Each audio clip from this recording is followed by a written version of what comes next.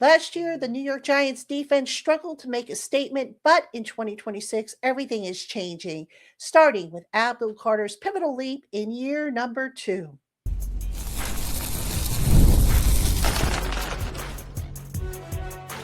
You are Locked On Giants, your daily New York Giants podcast, part of the Locked On Podcast Network, your team every day.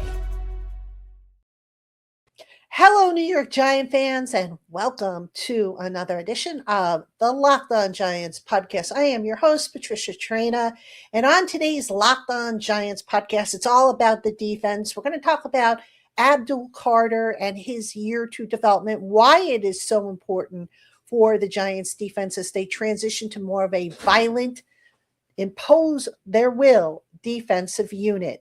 We'll also take a look at some of the areas of improvement necessary for the Giants defense to reach top 10 status. They include, of course, run defense. We'll look at turnovers, and we'll look at situational football. So that is today's program. Again, welcome to everybody who is joining us. All right, let's get into it. So Abdul Carter, why did I pick Abdul Carter as the player who is kind of the key, if you will, to the Giants defensive transition? Abdul Carter is a guy who, much like Arvell Reese, who's a rookie, Abdul Carter is very versatile. You can move him in any number of positions, and he can complement Arvell Reese in such a way that you never know what's going to come. And he gives defensive coordinator Dennard Wilson a bunch of options. But I want to specifically look at what Abdul Carter did last year, where he needs to improve, and already where his status is. So Abdul Carter, as my everydayers know, he came on strong towards the end of the season. Once he kind of took accountability, was more disciplined, put some more time into his craft, he had a strong end to the season. But there were still some areas that he stood to improve upon. And so far, it's OTAs and it's non-contact and all that. I get that. But so far, based on the reports that the Giants in-house media have been putting out there, Abdul Carter has been one of the stars on defense for the Giants. All right. So Abdul Carter, he needed to improve his run defense. All right. When he came in, like many rookies before him, needed to work on the strength, needed to work on the technique, particularly against the run. If you ran at him, you generally had success. All right, so I have some numbers for you. Last year, Abdul Carter playing 298 run snaps. He managed only 31 tackles, 25 of which were solo efforts. That is a 10.4% run stop percentage with a tackle. All right, not horrible, but not nearly up there in the league in terms of the league leaders. All right, Abdul Carter, some of his weaknesses, for lack of a better term, in his game last year. He had some issues with setting the edge, all right, anchoring. When somebody came right at him, it was not necessarily a good thing for him. He had trouble shedding some blocks. Just, question of strength. He needed to build up his strength a little bit more.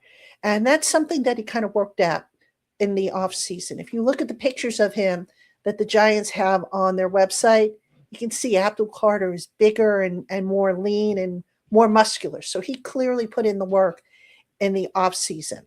All right. Now, in terms of the pressure, which is Abdul Carter's bread and butter, if you will, Abdul Carter was all over the field. All right. He's a guy who applied pressure on a consistent basis, didn't always get home, but he was consistent with applying pressure. All right, so let's look at his numbers there. According to NFL Plus, he had 66 pressures, 2 forced fumbles, 2 fumble recoveries. In coverage, for what it's worth, 29 coverage snaps, 12 tackles. So that's that, inside linebacker, off-ball linebacker thing. But the key with Abdul Carter, why he's going to be a lot better this year, is I think he particularly worked on his run defense, which is probably the area of his game that maybe wasn't as up to snuff. And he wasn't alone. As I'll talk about in the next segment, he wasn't alone in that regard. The run defense just wasn't very good. So we'll get into that in just a little bit. But Abdul Carter, again, we have not, as I record this, we have not seen the OTA practice. We are scheduled to be in the building on Thursday. So probably as you're watching this, if you're watching this on Thursday, we will be at the practice. I will be at the practice. And I'm curious to see how the Giants are deploying Abdul Carter as well as Arvell Reese, because the two of them, some people think that they're kind of the same player as far as the same type of role and what they're capable of doing. I don't necessarily think that's going to be the case. I think Abdul Carter is going to have a much bigger role in the Giants defense than he had in the past. And they're going to move him around like a chess piece, just like they will with Arvell Reese, who's going to primarily be that will linebacker. But Abdul Carter is the guy that I'm really going to be keeping an eye on because, like I said, the end of last season, he started to really come on. You started to see glimpses of why he was, picked so high in the draft as he was. You didn't see it consistently all year long. And I think a lot of that had to do with just his mindset, just not grasping the concept of being a pro. And, Charlie Bullen, who was promoted to defensive coordinator at the end of last year after Shane Bowen was fired, really, brought out the best in Abdul Carter. And, Bullen is back with the Giants. He is the outside linebackers coach. I think he's going to continue to work wonders with Abdul Carter, as well as with Arvell Reese, Kayvon Thibodeau, and the rest of the edge rushers. All right. So I'm really looking forward to seeing what Abdul Carter brings to the table. This is a guy who last year we saw glimpses of him being great, and they just weren't enough. So he's going to be a big part of the defense. Every area where the defense lacked in, I think, Abdul Carter is going to step up and make it better. Run defense, red zone, turnovers, the whole 9 yards. And we'll talk about those areas coming up in just a bit. So all things being equal, the key for Abdul Carter, besides continuing to develop, and Abdul Carter is probably my number one Giant player who is entering year number 2, who needs to really pick things up on that defensive side of the ball. Jackson Dart would be the number one guy on the offensive side. But Abdul Carter, I'm expecting a really big year from him. I think the Giants are expecting it as well. And let's see if he could deliver. So far, again, based on the OTA reports, the limited OTA reports coming from the Giants in-house media, Abdul Carter is shining. I'll give you my takeaways on Abdul Carter, though, after I get back from the OTA practice on Thursday. All right, coming up next, we're going to stick with the defense, and we're going to start to look at the main areas that this unit needs to fix for 2026 if they want to be a top 10 unit, and how that's kind of taking shape in terms of personnel, in terms of philosophy, and all that. So that's coming up right after we take a quick break. Hey, Giant fans, support for today's episode comes from Square, the system that helps fix one of the biggest headaches in running a business. Starting a business is exciting, but actually running it, that's where things can get complicated fast, right? Payments, inventory, staff, scheduling, online orders, it's so much to manage. And that's why Square brings everything together into one connected system.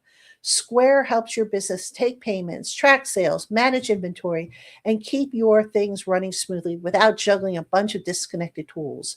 One of the things I've noticed about some of my favorite local spots is how seamless everything feels when they use Square. Checkout is quick, receipts are easy, and the whole experience just feels more organized. Square helps businesses feel more efficient, professional, and ready to grow.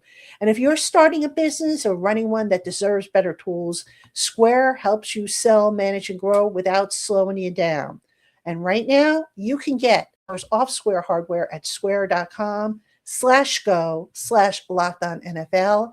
That's SQUARE.com/GO/LockedOnNFL. Run your business smarter with Square. Get started today.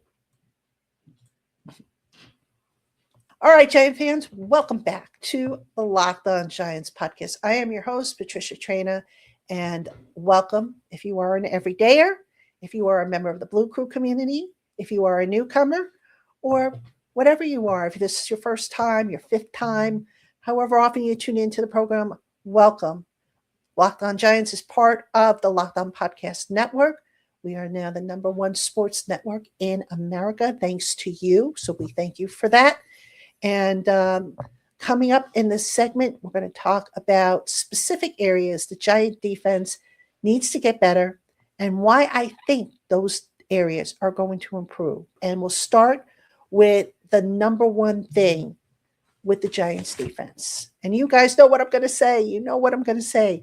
The run defense, number one problem that the Giants have got to get better at. All right. Now, according to NFL Plus, the Giants run defense, 31st against the run, giving up 145.3 yards per game. They allowed 75 runs of 10 or more yards, considered a big play run. All right. So anything over 10 yards considered big play. Giants gave up 75 of those last year. That was the most in the NFL.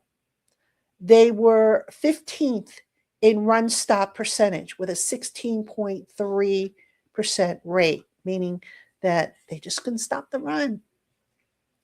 Rushing yards over expected average point was plus 63.5, the worst in the league. Oh my gosh. The deeper I went into this, the more I realized just how bad the run defense was. And, the big problem for the Giants run defense, and it didn't matter, everybody talks about, Dexter Lawrence isn't there anymore. Now what? It didn't matter if Dexter Lawrence was on the field or if he was off the field. The run defense in general was terrible. All right. In particular, opponents went after the Giants run defense by running the ball between the tackles. They did so 47.3% of the time, which was the most in the NFL. And, the bottom line, folks, as you know, if you don't stop the run, then what good is having a solid pass rush? What good is having all-star defensive backs? If you don't stop the run and you give your opponent the option, second and short, third and short, now they have the option to run the ball or pass the ball, and you got to be ready for both. So the Giants, in trying to fix the run defense, I mentioned in the first segment about Abdul Carter and how he's going to be a big part of that. The Giants added speed and more agility in the second level of their defense. All right, so that's where Tremaine Edmunds comes in.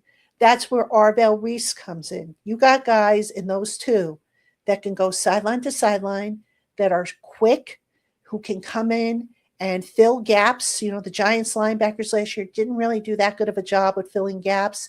Part of that, obviously, was because of the injuries they had. Once Micah McFadden went down with the season-ending injury in week 1, the Giants' run defense just, further went down the tubes. All right, so you basically need a couple of things to happen, and I think the Giants accomplished this. All right, so the first thing you need is you need to get a push up front. You need to have big bodies that are going to create congestion. Force those runs to the outside to where you've got speed on the outside, on the edges, guys that can come in and who can, string those runs out. Giants didn't have that very often. You saw too frequently the opposing running back turn the corner and get upfield, and now it was left up to the defensive secondary to make the tackle. And if you go back and you look at any game book, if you see a scenario where the leading tacklers were defensive backs, you know that the second level of the run defense was not doing its job. So the Giants, like I said, they've added big bodies up front. DJ Reader, Shelby Harris. These are all guys that are going to create congestion. All right. They're going to force these runners to the outside. And now you've got quicker guys in terms of Tremaine Edmunds, Arvell Reese. You could even put Kayvon Thibodeau, who was pretty good at run defense. Brian Burns was good at it. Certainly Abdul Carter is an option. You basically have much improvement on the run defense, right? And that was missing last year. So guys that can shoot the gap, guys that can come up and they can make the plays. Now, also a factor in the run defense that we need to talk about. The Giants have a little bit better run support from the cornerbacks. All right. Now, a big problem that I had with the run support that the cornerbacks provided is at times it looked like they were allergic to contact, where instead of sticking their nose in there, they kind of shied away. They were passive. Well, if you're going to be passive and you're going to shy away from contact, guess what? You're going to get run over. You're going to be embarrassed. And that happened a little too often for the Giants defensive backs. Now, to be fair, Cordell Flott was pretty good at it. He did not shy away. But Cordell Flott, because he was such a stick figure, in terms of his build, he was susceptible to injury. The Giants have kind of addressed that. They brought in Colton Hood, who was pretty good at run defense at Tennessee. Greg Newsome is a little bit better, I think, than people give him credit for in terms of the run support. Paulson Adebo, we'll see if he steps up, after an injury first year as a Giant. So the corners, I think they've upgraded that group in terms of the run support. And that's so important because, you just can't have opposing running backs going to daylight, getting past that last level of defense. And, let's talk about the safeties real quick, because this is another thing that I think is going to be a big difference maker in terms of the run defense. Last year, I felt that the safeties, even though they flipped them around, I never got the sense that they were comfortable with what they were being asked to do. So by that, I mean, you look at Tyler Nubin. Tyler Nubin, how many times did we see him take bad angles? How many times did we see him whiff on tackles? A little too often, right? Than what we should have. A lot of those instances came when Tyler Nubin was playing outside of the box. So I guess in trying to, have them diverse, be able to play deep as well as in the box, they kind of stretched them thin. And they didn't recognize maybe that Tyler Nubin was probably a better defender in the box. So I think one of the things we will see with regards to the run defense is you're going to see Tyler Nubin down in the box a little bit more than you did in the past. And I think that's going to help him. All right. I get it. You want to have your guys be able to do multiple things, but I think you're going to see him down in the box a little bit more. You're going to see Ardarius Washington also, who could play safety, or if you need him to kick out the corner, you see him there. He's going to be a big part of that run defense. I mean, maybe we see the return of the big nickel, which I don't think we've seen as much of last year and the year before that. So that was a very popular package. Well, maybe that comes back. So the bottom line is the Giants, in terms of the personnel that they brought in terms of the scheme, which is going to be a lot better than what we saw the last, year and a half, the Giants, I think, are going to have a better run defense. And yes, even without Dexter Lawrence, people think, oh, it's the end of the world. Dexter's not there. Not so. The run defense was just as bad with Dexter in it as they were without him. I mean, maybe there was a slight differential in his favor, but the bottom line is, Dexter played all the games, and the Giants' run defense was still ranked towards the bottom of the league in just about every major run defense statistical category. So if that doesn't tell you that, it was beyond one guy, then I don't know what does. But anyway, we can look forward to a better run defense if everybody is healthy. So that's something we will be looking at. We won't be able to see it necessarily in the OTAs because they don't have the pads on, but that's something certainly to keep an eye on in training camp. All right, Giant fans, coming up next, I've got a couple of other things regarding the defense and how they can be better, which we will discuss right after this. Hey, Giant fans, the NBA playoffs are here where every possession matters, every matchup is magnified, and every game can swing a series. The New York Knicks are blazing hot right now, having taken a 1-0 lead over the Cleveland Cavaliers, and the Knicks are a 6.5-point favorite to take Game 2 of the Eastern Conference Finals. If you have a hunch about the Knicks or any sporting event, there is no better time to get in on the action with FanDuel. Right now, FanDuel is giving new customers a great opportunity. Just bet $5 and you can get $150 in bonus bets if your first bet wins. The app makes it easy to follow the action with player stats, trends, and matchups all in one place. And during the playoffs, all that extra insight really matters when you're looking at stars, role players, and key moments. So head on over to fanduel.com to get started. FanDuel, play your game. All right, Giant fans, before we get into the final segment of today's Locked On Giants podcast, get your daily New York Giants fix completely ad-free by joining the Everydayer Club today. You can start your 7-day free trial right now and get closer to your team without the interruptions. Click on the link in the show notes or go to lockedonnygiants.supercast.com to claim your free trial. All right, Giant fans, welcome back to the Locked On Giants podcast. I am your host, Patricia Traina. Coming up on tomorrow's show, I will have a complete breakdown of the OTA. OTA number 3, the media will be admitted to view. I will be there. I'll have observations from the practice. I'll have takeaways from the media sessions. So it'll be a full show. Hopefully you won't want to miss it. And then we will send you off into Memorial Day weekend, where hopefully you will have a safe weekend, an enjoyable one.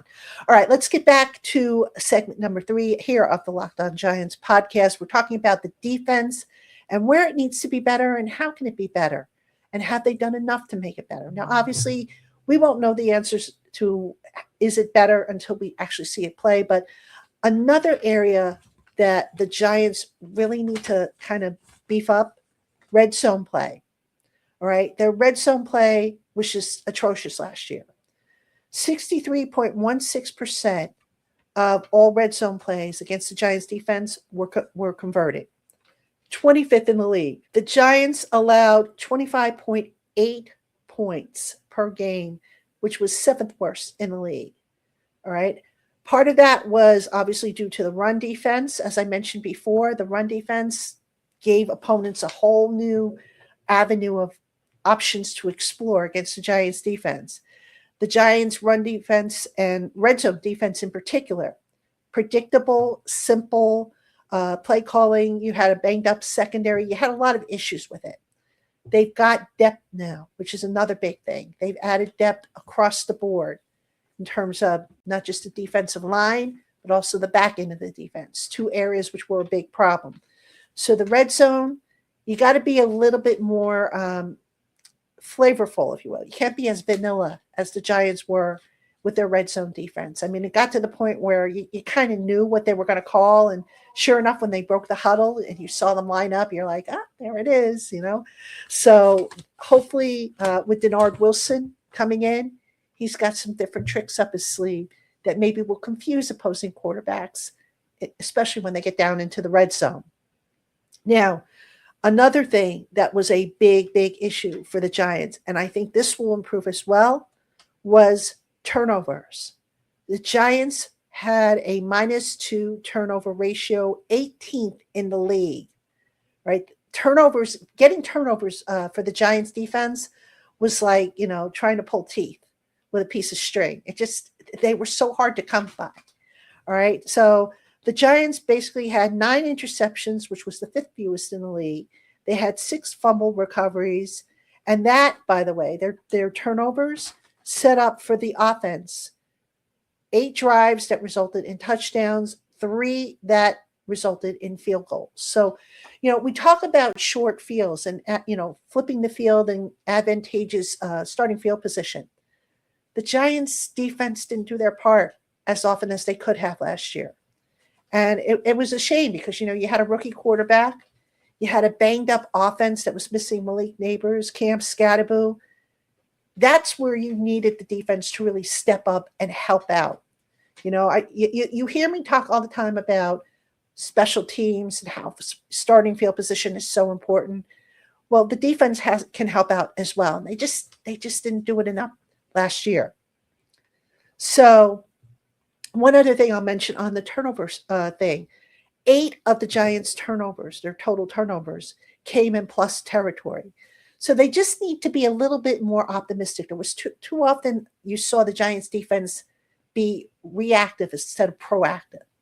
And they almost played passively. And then, you talk about the interceptions, which would hit the guys in the hands and they would drop them, or, a bounce that didn't go their way. It was missing. It just seemed like there was an overall lack of, urgency on the defensive side. And I think that's going to change under Dennard Wilson. He is not going to sit back and say, oh, just go out there and do your best. No, no, no, no. He wants you to go out there and he wants you to be proactive and aggressive and violent and just don't take any snuff from the opposing teams. That's what Dennard Wilson is looking at. So, best way to put it, it's Wink Martindale's defense coming back, or I should say the defensive attitude. You remember when Wink was here, he was all about, being a bully. He wanted his defense to play with that attitude, that bully attitude. That's what you're going to see from Dennard Wilson's defense. And this year, he's got the players. Wink didn't have all the players he needed.